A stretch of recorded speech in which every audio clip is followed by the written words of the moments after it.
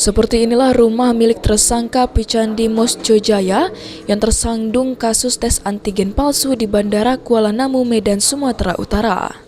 Tampak rumah di Geria Pasar Ikan Kelurahan Simpang Perjuk, Kecamatan Lubuk Linggau Selatan 2, Kota Lubuk Linggau, kini disita oleh negara.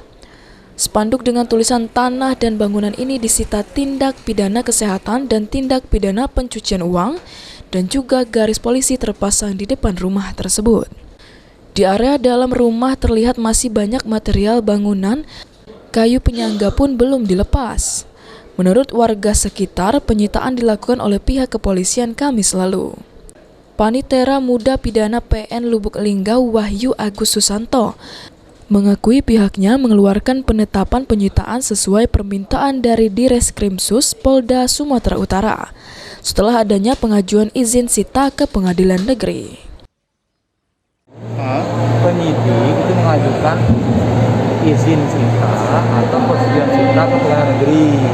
Kalau izin itu sebelum dia melakukan sita, dia berkirim surat dulu ke kita dan ini mengeluarkan penetapan izin sita, ya kan? Nah, terkait yang ini nanti itu urusan penyidik. Jadi kita Kemenangga sebatas mengeluarkan penetapan izin penyitaan. Untuk pelaksanaannya tetap kembali ke mereka selaku penyidik. Itu perkara pidana, ya. Dalam kasus ini, Picandi oleh petugas Direskrimsus Polda Sumatera Utara dipersangkakan melanggar Undang-Undang Kesehatan dan UU Perlindungan Konsumen, serta ditambah UU Money Laundering atau Tindakan Pidana Pencucian Uang TPPU.